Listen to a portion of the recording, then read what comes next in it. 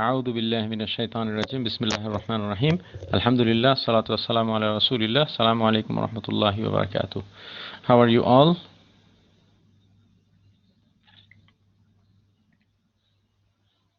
Can you hear me?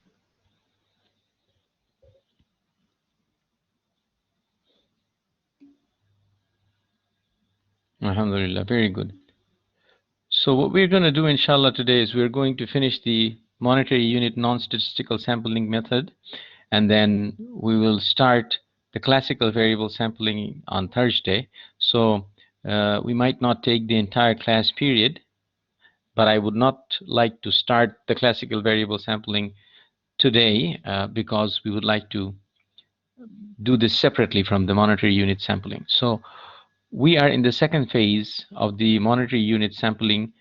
We did the statistical method, and now we are in the non-statistical method. In our previous class, we have divided the accounts into three categories. My first question to you is, quickly, I want the answer from you. That is, what is the population book value? How much is the population book value in this example that we're looking at? How much is the population book value? Can you write it quickly?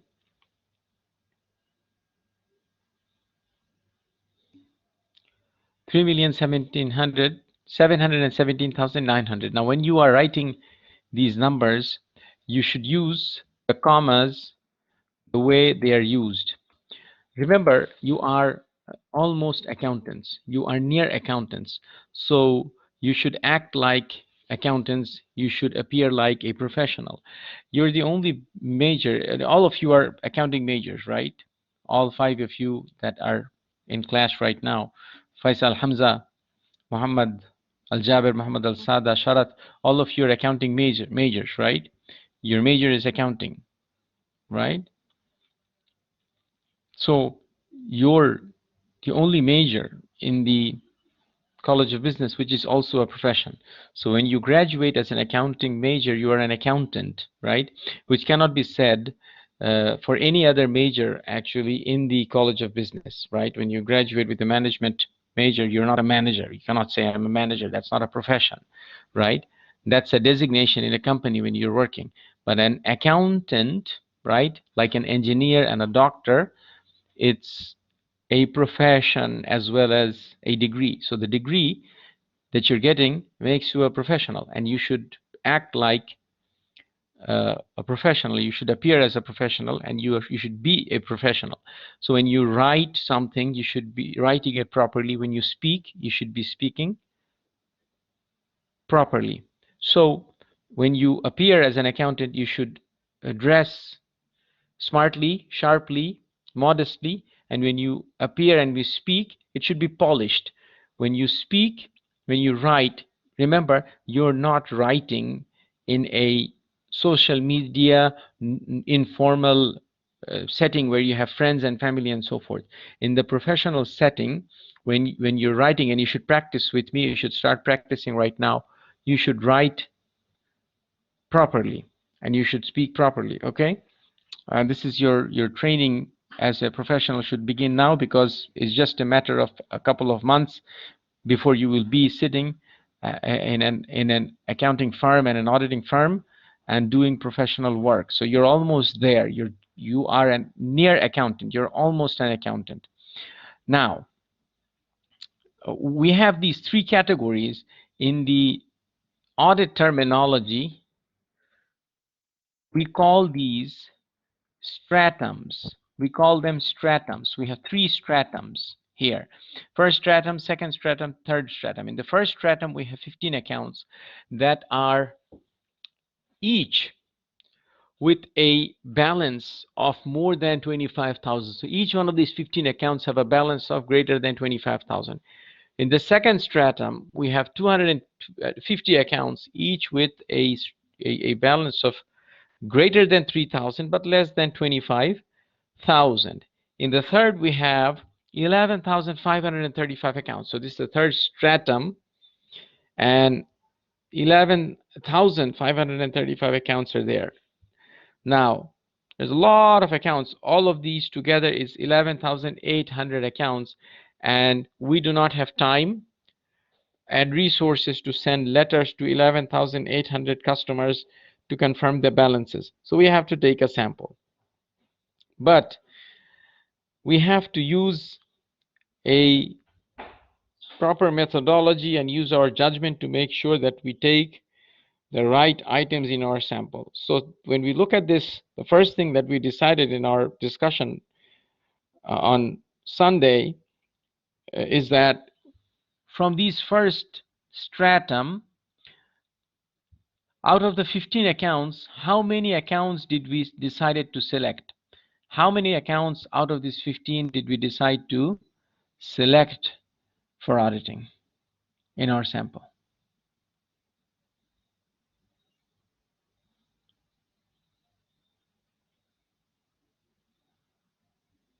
Anyone?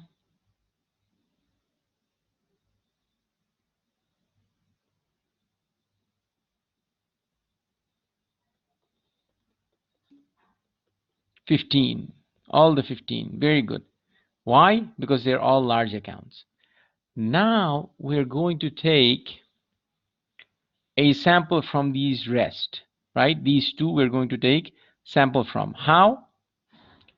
We have certain criteria that we set for ourselves as auditors. We decided that the test of controls, the results of the test of controls show that there is a risk of low material misstatement. So the risk of material misstatement is assessed as low. What does that mean? Risk of material misstatement is low. When the controls are working well, when we test the controls and the controls are working well, the probability of the financial statements being true and fair is very high. So when you have good controls, the probability of the financial statement being being true and fair is high, and that means that the risk of material misstatement, meaning the risk of errors in the financial statement, is low.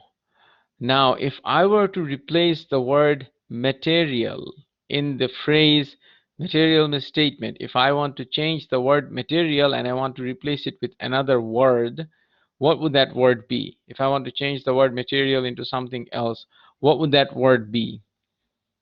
Not monetary. Everything is monetary. Material equals, material equals, anyone else? Anyone else?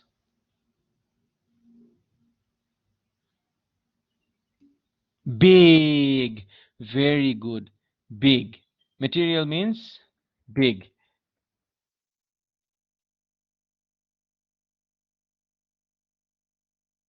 Material means it matters. It will change. It will change the decisions maker's decision, right? It will change the decision maker's decision because it's a big mistake. And when we have good controls, when the controls are good, the controls are put in place. The internal controls are procedures put in place to ensure how many things? The internal controls ensure how many things?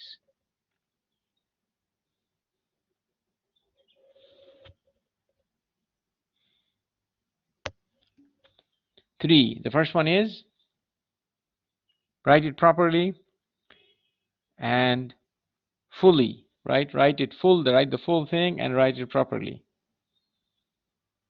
The first is, I need you to participate. I need to see that you are understanding this material. The first goal of the internal control is to ensure preparation of true and fair financial statements. Very good. That's the proper way of saying it. What is the second thing the internal control wants to ensure? What is the second thing the internal control wants to ensure?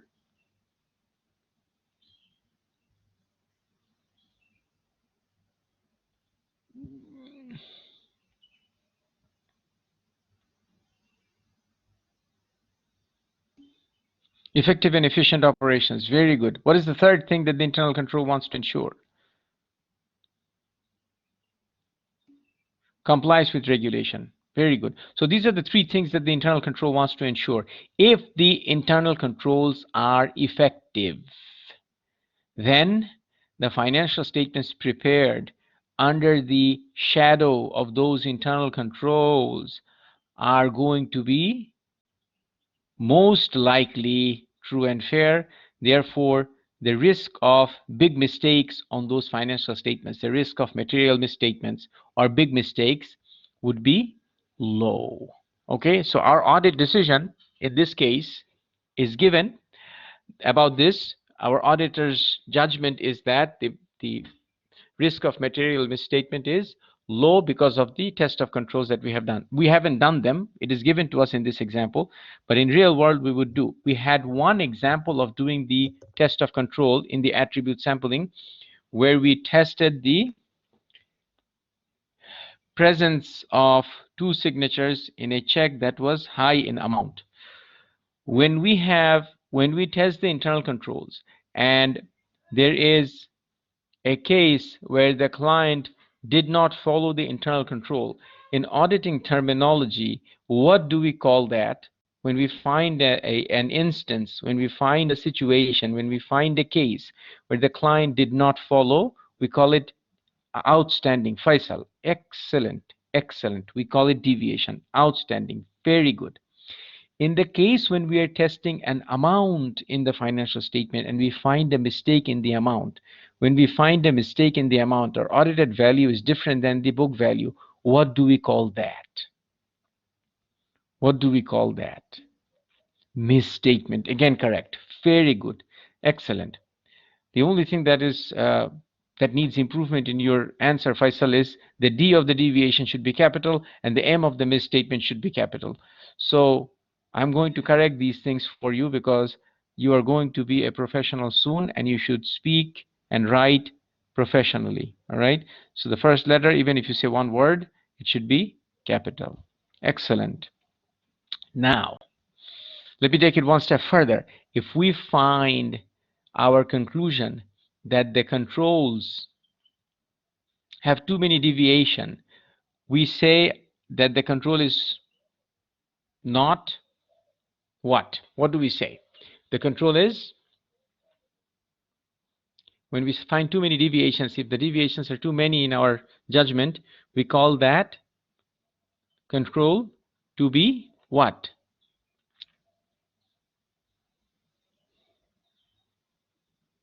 Anyone?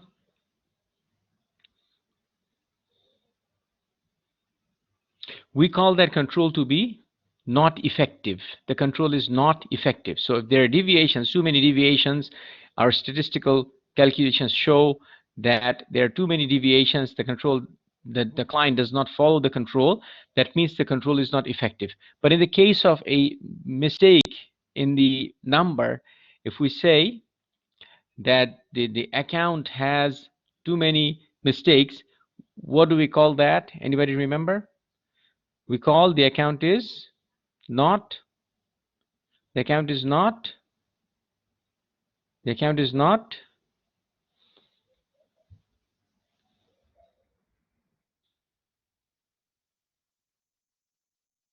control is not effective, or control is effective. Account is not, what do we call that? Account is not fairly stated. The account is not fairly stated. Account is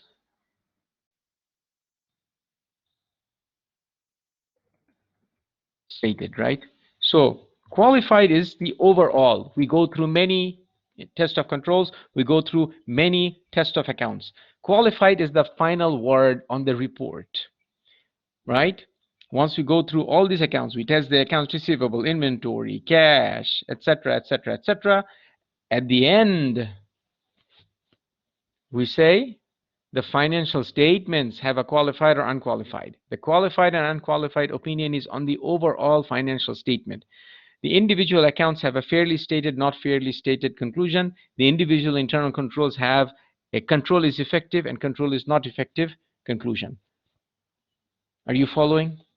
Do you understand these terminologies?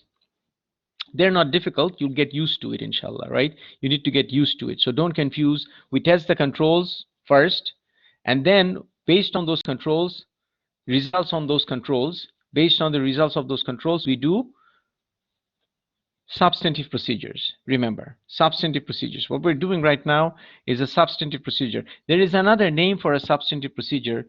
What do we call that? What do we say? The substantive procedures also are known as, the substantive procedures are known as,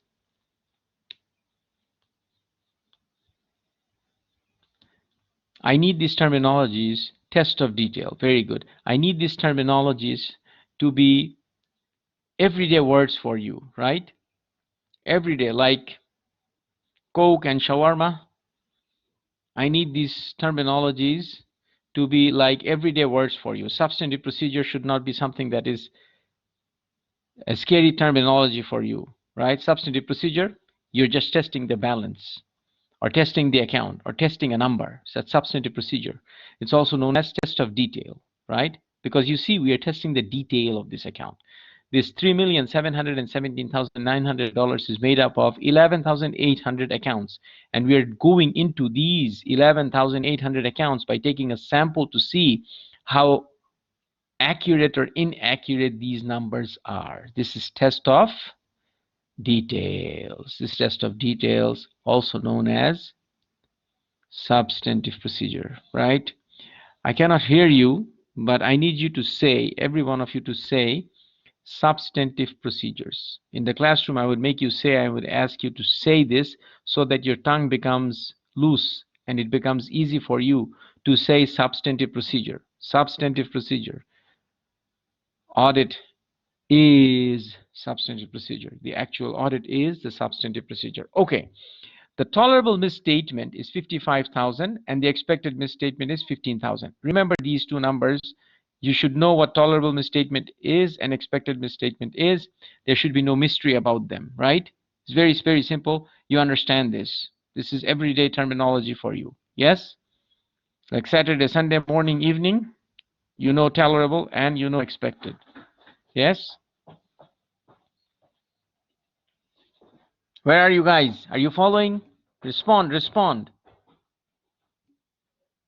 Okay. Now, the desired level of confidence is moderate based on other audit evidences gathered already. So the confidence that we want, right? The confidence level in the statistical sampling, in the statistical method of monetary unit sampling, we say 95%, 90%, things like that. But in the case of non-statistical, we say high, moderate, or low. So the desired level of confidence is moderate, meaning we want to be moderately confident that the sample is, fill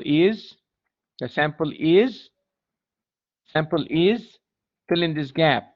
We want to be moderately confident that the sample is representative. Very good. What about the other guys? What about the others? Where are the others? Hamza, Mu'tasim, I haven't heard from you. Speak, speak. Type something. Okay. So we want to be moderately confident. And then, and in this case, I mean, this will be given to you. You don't have to decide high, low, or moderate, okay? It will be given to you. All customer account balances greater than 25,000 are to be audited. All customer account balances greater than 25,000. How many accounts are greater than 25,000 in our example? In our sample, in our population, how many accounts are greater than 25,000?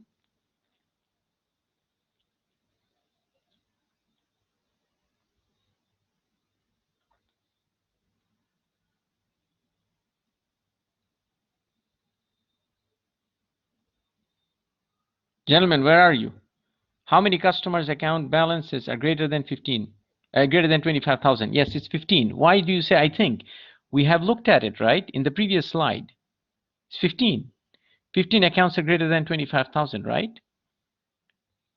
That is the right answer. Okay.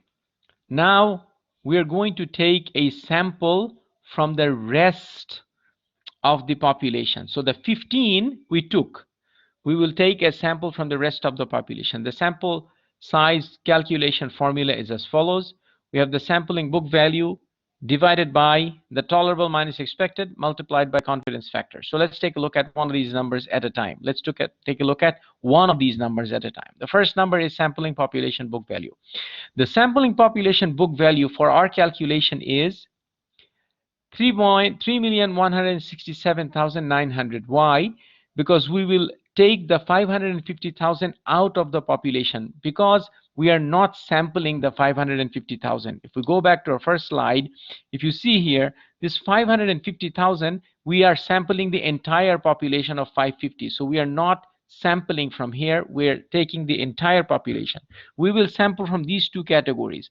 Therefore, our population for the sample size calculation is going to include these two numbers. We will add these two numbers, right? We will subtract the 550 from the total, and we will get to this number, 3,167,900.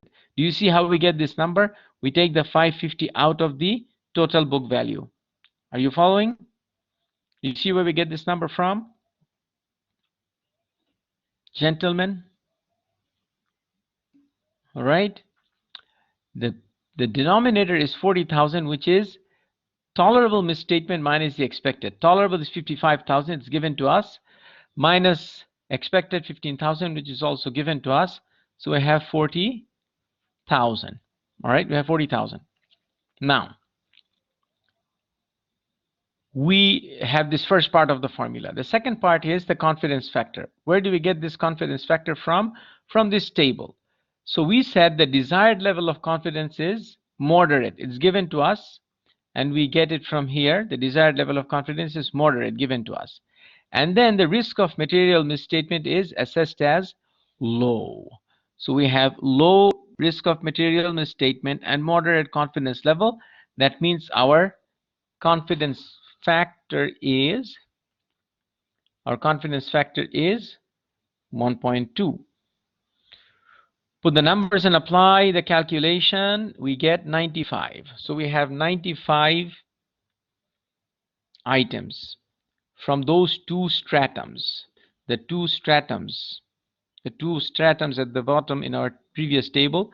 So that makes our total sample size how much? That makes our total sample size how much?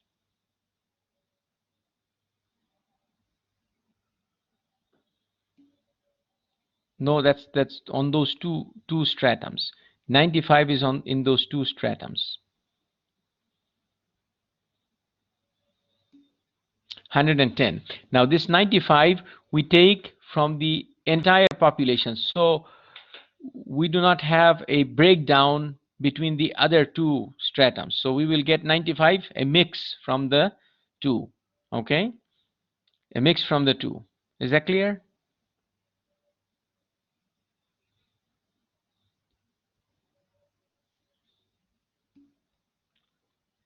So our total 110, we have 110.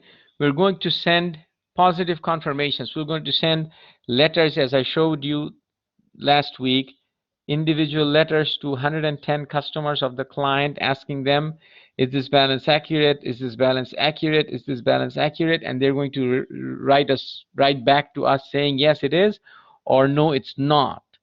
Now we have those letters back. But if, let's say, some of the confirmations are not returned, right? If they're not returned, there are alternate procedures. We can do other procedures. We can look at other numbers, and we will discuss what to look at later, inshallah, in our future chapters. But let's say we got all 110 letters back, right? And we find the following mistakes. we find the following mistakes. Now, in this table, we have the errors in the three different stratums.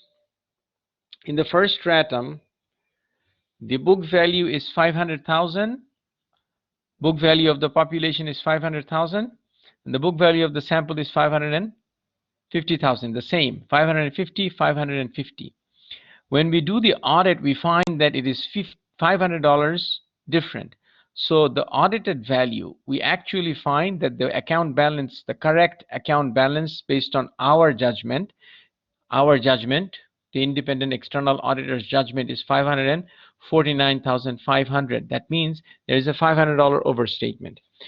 Since our population is made up, our sample is made up of the entire population, that means the mistake in the population is 500. So whatever is in the sample is the same in the population. So far so good. You understand the first stratum?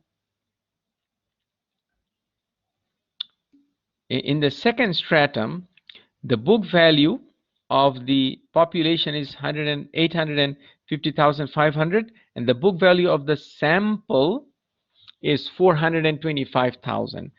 So when we audit this 425,000, we find in our judgment the actual value should be 423,000, our audited value. So we had the confirmations and we did the audit, and we find that the numbers are $2,000 overstated. It should be $2,000 less than what they have said in the sample. It's 2,000. And in the third case, this is the book value of the population, 2,317,400. Book value of the sample is 92,000, and the audited value is 91,750. That means there is a $250 difference. There is a $250 overstatement in the sample.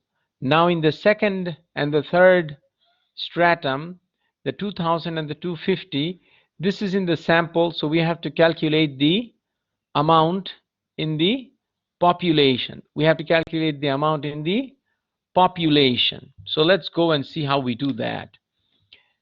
In the first case, 500, 500. No calculation needed because we took the whole population. The second one, we have a $2,000 mistake in a sample of 425,000. So we take the 2,000, divide that with the 425,000, and then multiply that result with 850,500, which is the population book value of that stratum.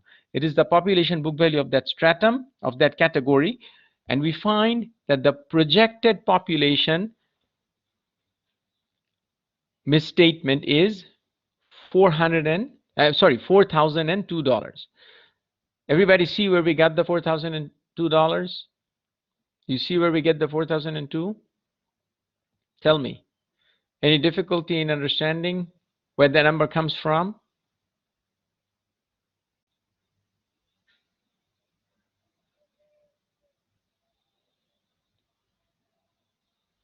Respond. Is it clear? Do you know? Or yes, no? Right? So 4,002. In the third category, 250 in the 92,000 sample. Same calculation method. We divide that with the sample, multiply that with the population, and we get 6,298. $6,298.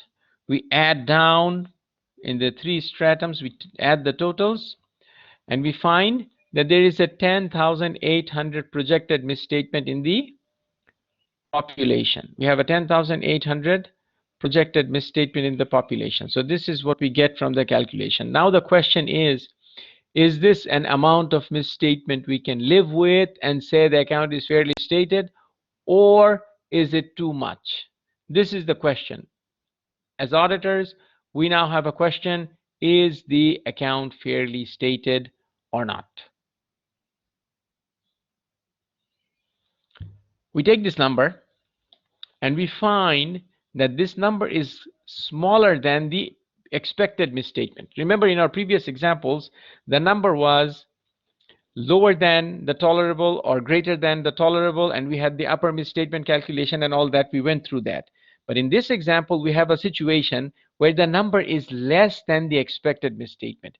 If the number is less than expected misstatement, then our conclusion is the risk of actual misstatement exceeding the tolerable is low and the account is fairly stated. So when we find a situation where the expected misstatement even is higher than what we found, our projected misstatement is less than the expected, we would conclude that the account is fairly stated because the actual misstatement would not exceed our tolerable amount. Is this clear? Is the conclusion clear why we come to this conclusion? Right? So we looked at a situation if the amount is less than the tolerable, right? If it was less than the tolerable, we did upper misstatement calculation, remember in our previous example. But if it is less than the expected, then we don't need to do any more calculations. We say, what do we say? The account is fairly stated. Any questions? Any difficulty?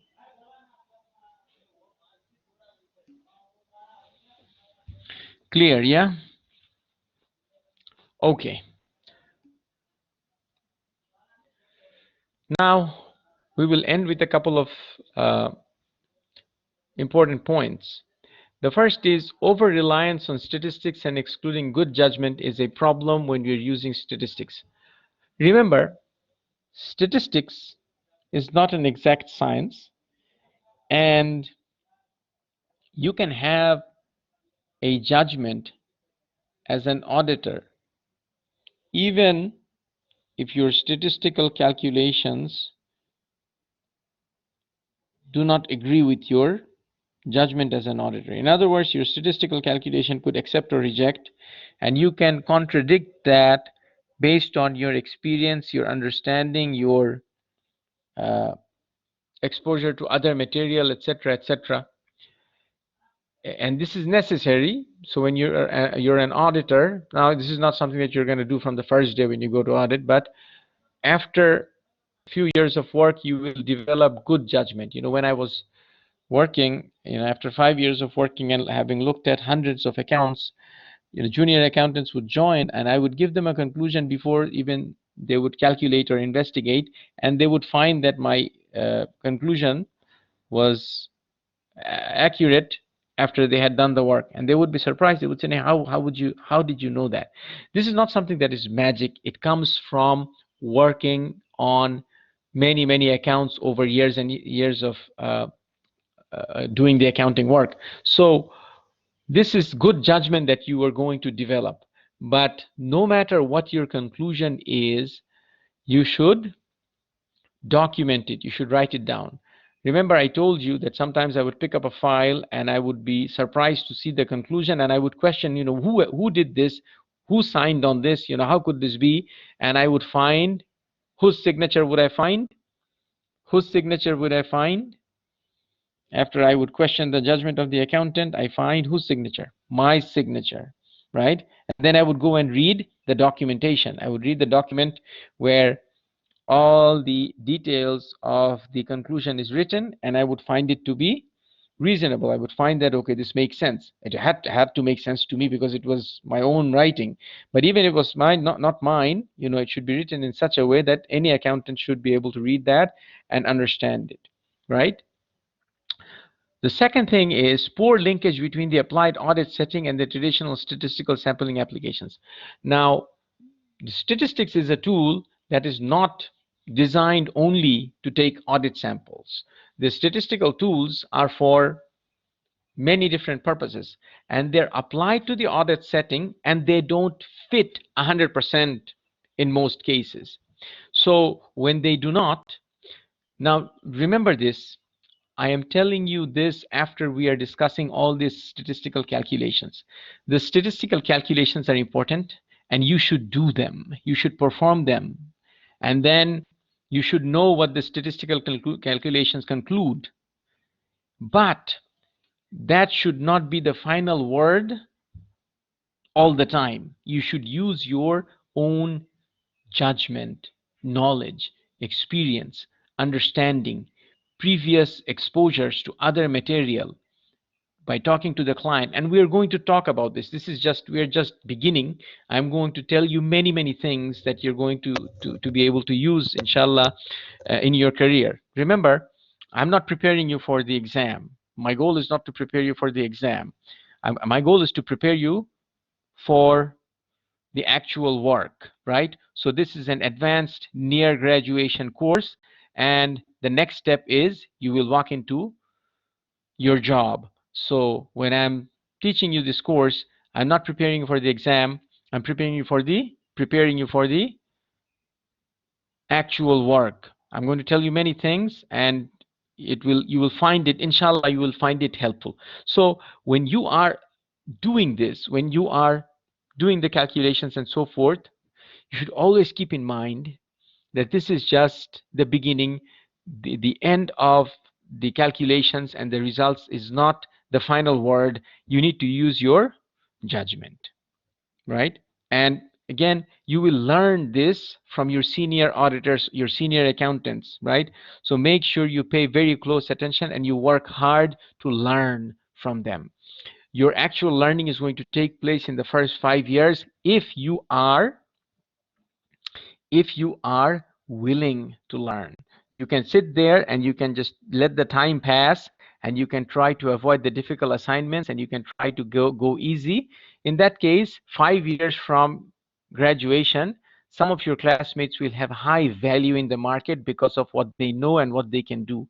And some of them, inshallah, none of you will be in that category, but there will be graduates who will get a job and they will just worry about how can I get a higher salary, how can I get easier work, etc., etc., and they will have spent 5 years indecisively not learning. Wherever you go, if you can land a job, if you can get a job in one of the accounting firms or in a good accounting department, right, in a good company, or even in the government organization, there's much to learn. If you can learn in the first 5 years, then you are well on your way towards your career success, inshallah. Are you following? Are you listening to me? Right?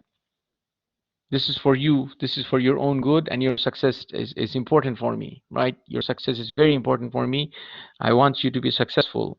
So, inshallah, I will be talking to you about this stuff uh, regularly when we discuss the material. Are you awake? If you're awake, type the word awake. Type the word awake. If you're awake, type the word awake. Type the word awake where the A is capitalized. Type the word awake with the A capital. Awake, Muhammad Sada, Mu'tasim. Who else is awake? Sharat is awake. Hamza is awake. Who else is awake? Who else is awake? Muhammad Al-Jabir is awake. Who else is awake? Faisal is asleep. Faisal, awake. Okay. My sons, your success is important to me, and I would love for you to have a very good beginning and continuation of your career. Okay, inshallah. I will see you in this session again on Thursday. We'll discuss classical variable sampling. The classical variable sampling is something very beautiful. You will love it. Okay, all right then. I'll see you on Thursday, inshallah. Assalamu alaikum wa rahmatullahi wa barakatuh. My pleasure.